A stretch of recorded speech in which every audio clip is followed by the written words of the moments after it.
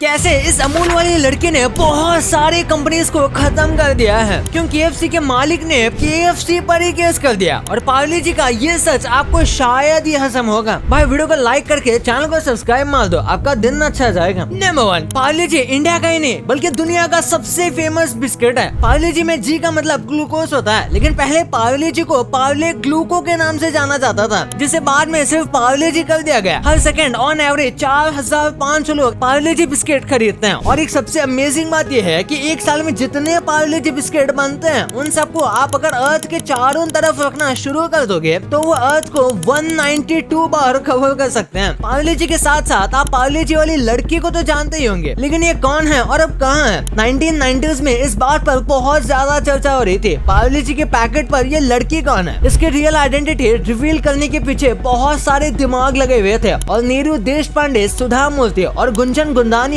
ये 3 नाम सबसे ज्यादा पार्ले जी गर्ल से जोड़े गए। बहुत सारी रिपोर्ट्स में ये भी क्लेम किया गया कि पार्ले जी बिस्किट पर जो लड़की है वो सुधा मूर्ति की बचपन की फोटो है। उसके बाद तुरंत ही सेम चीजें नीरू देशपांडे पर भी छपने लगी, जो सबसे ज्यादा लाइमलाइट में बनी रही। रीजनल न्यूज़पेपर्स में इनकी फोटो के साथ शॉर्ट स्टोरी बहुत ज्यादा शेयर की, जिसमें लिखा गया था कि ये नागपुर से बिलोंग करते हैं, बहुत हम्बल बैकग्राउंड से, और इनके पापा ने 4 साल की उम्र में एक फोटो क्लिक की थी जो इतनी ज्यादा अच्छी थी कि इसे पार्ले जी के लिए सेलेक्ट कर लिया गया था। लेकिन कहानी में ट्विस्ट तो तब आता है जब पार्ले जी प्रोडक्ट बनाने के मैनेजर खुद आकर कहते हैं कि पार्ले जी कोई रियल लाइफ इंडिविजुअल नहीं है, इसे तो 1960s में बनाया गया था। Number 2, Vodafone dog. वोडाफोन का ये डॉग आप सभी को याद होगा, जिसे 17 साल तक वोडाफोन कमर्शियल्स में यूज किया गया था। 2003 में जब सारी कंपनीज मुसीबत में थी तब ये बताना चाहती थी कि हमारा नेटवर्क सबसे बेस्ट है और हमेशा आपके साथ रहेगा, और इसी थॉट को लोगों में फैलाने के लिए हच ने ये काम एड एजेंसी को सौंप दिया। जिसके बाद एक कंपनी के दिमाग में कुत्ते का आइडिया आया। जैसे कुत्ते अपने मालिक के साथ रहते हैं, वैसे ही हच का नेटवर्क भी हमेशा साथ रहता है। इसी सोच को ध्यान में रखते हुए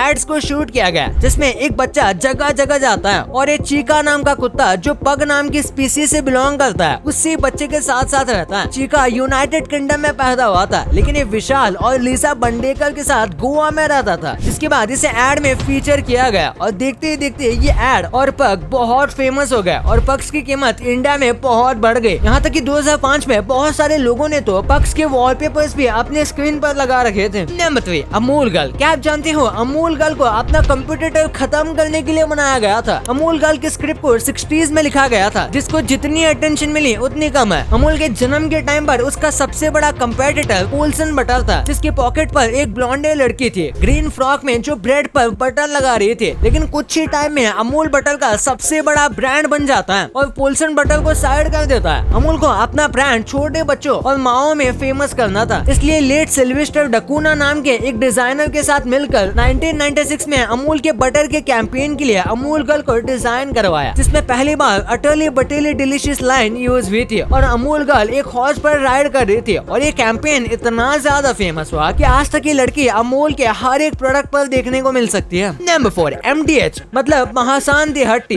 MDH की शुरुआत महाशय चुन्नीलाल गुलाटी ने 1919 में सियालकोट में किए थे। उस टाइम ब्रिटिश इंडिया पाकिस्तान के पंजाब में रहा करती थी। फिर पार्टीशन के बाद चुन्नीलाल गुलाटी के बेटे धर्मपाल गुलाटी, जिन्हें आप MDH वाले चाचा के नाम से भी जानते हो, उन्होंने दिल्ली में अपने स्पाइसेस की शॉप ओपन की। जिसके बाद उन्होंने वहीं से अपने काम को एक्सपेंड करना शुरू किया। वहीं से इन्होंने अपने एम्पायर को बड़ा किया और आज इतने सारे एड्स में जो चाचा आपको देखने को मिलते थे उन्हें खुद प्रेसिडेंट रामनाथ कोविंद जी ने पद्म भूषण अवार्ड भी दिया है। अनफॉर्चुनेटली धर्मपाल जी की डेथ 3 दिसंबर 2020 में 97 की एज में हो गई थी, लेकिन फिर भी इन्हें आज तक हर कोई जानता है इनके एड्स की वजह से। नंबर 5, हो सकता है ओल्ड मंक रम आपने भी देखी होगी। क्या कभी आपने सोचा है कि ये बोतल पर ये मंक या कोई इंसान और इसकी कहानी क्या है? सर एडवर्ड डायल ने 1885 में ब्रिटिशर के बियर की नीड को पूरा करने के लिए बियर की फैक्ट्री ओपन की थी। फिर कुछ टाइम बाद उस फैक्ट्री के ओनर चेंज हो गए, जिसके बाद उसे मोहन मीकन नाम से जाना जाने लगा। ओल्ड मंक दुनिया के सबसे ज्यादा पुरानी और ज्यादा बिकने वाली रम है, जिसे पहली बार 1935 में पहली बार मोहन मीकन फैक्ट्री से लॉन्च किया गया था। इंडिया में ब्रिटिशर्स का उस टाइम पर बहुत ज्यादा इन्फ्लुएंस था, इसलिए ये रम बहुत ज्यादा सक्सेसफुल हुई और अब भी इंडिया में ये बहुत ज्यादा पी जाती है और इसके हर एक बोतल को हाथ से बनाया जाता है। और इसके बोतल पर जो आप बंदे को देखते हो उसके बारे में कहा जाता है कि एक काइंड हार्टेड ब्रिटिश मंक था जो मोहन मीकन में से चुपके से आया करता था और रम को टेस्ट करता था और बताया करता करता था कि इसका टेस्ट कैसा इम्प्रूव किया जा सकता है। उस मंग की कंपनी मालिक को बहुत अच्छी लगती थी, इसलिए 1935 में जब पहली बार ये ड्रम लॉन्च हुई तो इसका नाम उसी ओल्ड मंग के नाम पर रखा गया और उसी प्रोडक्ट को लगाया गया। और इस स्टोरी को आप ओल्ड मंग के ऑफिशियल साइट पर भी पढ़ सकते हो। नंबर 6, अमूल पार्ले जी की तरह वेंडीज के लोगों में भी एक रेड हेड लड़की दिखाई देगी, लेकिन इन तीनों में से सबसे बड़ा फर्क ये है कि वेंडी में जो लड़की है वो बिल्कुल रियल नहीं है, जिसकी कहानी जानकर आप ये हैरान हो जाओगे। वेंडी दुनिया की 3rd लार्जेस्ट फूड चेन है बर्गर किंग के बाद, जो डायरेक्ट कंपटीटर है मैकडोनल्ड की, जिसे 1969 में डेव थॉमस ने स्टार्ट किया था। और वेंडी ही पहली ऐसी फूड चेन थी जिसने सिंगल प्राइस लिस्ट मेन्यू में ऐड की थी, जिसमें सारी चीजें एक प्राइस की थी। वेंडी का लोगो वैसे तो पास्ट में बहुत बार चेंज हुआ है, लेकिन एक चीज हमेशा कॉमन हुई है और ये है लाल बालों वाले लड़के, जिसके नाम पर ही पूरी कंपनी खड़ी हुई है। डेव थॉमस ने कंपनी का नाम अपनी बेटी के नाम पर रखा था, जिसे कुछ लेटर पढ़ने में दिक्कत आती थी। और इसके लोगों में एक अमेजिंग हिडन डिटेल है जो बहुत सारे लोगों को नहीं पता। इस लड़की के नेक को अगर आप ध्यान से देखोगे तो ब्लैक कलर से एम लिखा हुआ है, फिर लड़की का राउंड नेकलेस से ओ लेटर बनता है और फिर से ब्लैक इंक से एम लिखा है। ये लेटर मिलकर मॉम बनाते हैं, जो बताता है कि कंपनी फैमिली की तरह कस्टमर की केयर करते हैं और वैसे ही फूड प्रोवाइड करते हैं। वेंडी का जन्म 1969 में हुआ था, जिनके बचपन की फोटो आप देख सकते हो, लेकिन अब ये कुछ इस तरह की दिखती है। नंबर 7, KFC यानी कि केंटकी फ्राइड चिकन। इसका नाम तो आप सबने सुना ही होगा, ये इतना ज्यादा फेमस जो है, लेकिन क्या आपको पता है KFC ने इसके मालिक पर केस कर दिया था और KFC वाले ये चाचा व्हाइट कोट ही क्यों पहनते हैं? KFC की शुरुआत कर्नल हार्लर सैंडर्स ने की थी। उन्हें बचपन से खाना बनाने का बहुत शौक था, लेकिन KFC की पहली ब्रांच 1952 में यूटा में हुई थी और देखते ही देखते KFC इतना ज्यादा पॉपुलर होने लगा तो उसके बहुत सारे रेस्टोरेंट्स खुलने लगे। इसलिए अब उसको हैंडल करना सैंडर्स के हाथ में नहीं था, इसलिए उन्होंने अपनी कंपनी को कुछ इन्वेस्टर्स को बेच दिया, जिन्होंने पैसे बचाने के लिए इंग्रेडिएंट्स में कमी कर दी, जिसका पता सैंडर्स को चल गया। फिर उन्होंने अपनी बीवी के नाम से एक और रेस्टोरेंट ओपन किया, जो इन्वेस्टर्स को पता चल गया और उन्होंने सैंडर्स पर केस कर दिया, लेकिन सैंडर्स ने भी उनके नाम से ब्रांडिंग करने के लिए कंपनी पर केस कर दिया, जिसके सेटलमेंट में सैंडर्स को $1 मिलियन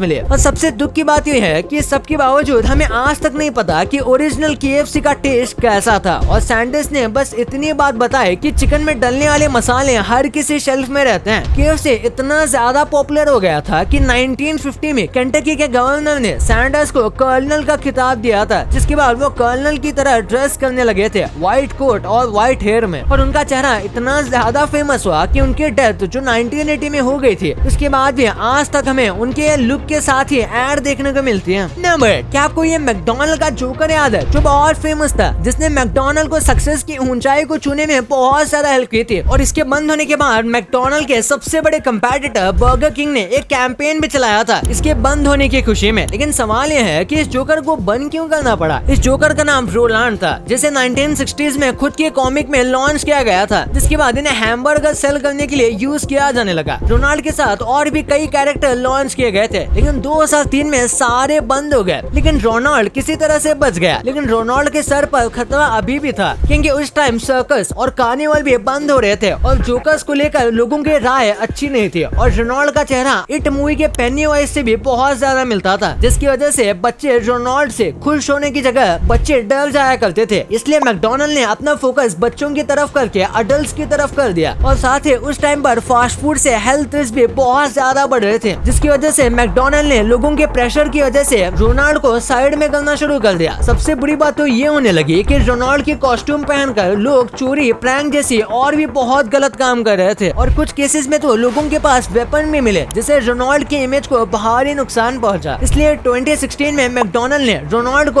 ऑफिशियली बंद कर दिया, लेकिन इसके वापस आने के बहुत ज्यादा चांसेस तो है। तो देखते हैं ये जोकर हमें फिर से देखने को मिलेगा या नहीं। भाई ये तो ठीक है, पर फिनियस एंड फर्ब के शो में इस फिनियस को आखिर में क्या होता है, ये देखकर आपके पैरों तले जमीन खिसक जाएगी। और अगर आप नोबिता और डोरेमोन को अच्छा समझते हो तो आपने इनके ये काले एपिसोड्स देखे नहीं। भाई ये वीडियो को अभी दबाओ और हाँ, ये वीडियो को लाइक करके चैनल को सब्सक्राइब करना भूलना ही मत। मिलते हैं अगले वीडियो में, तब तक के लिए बाय।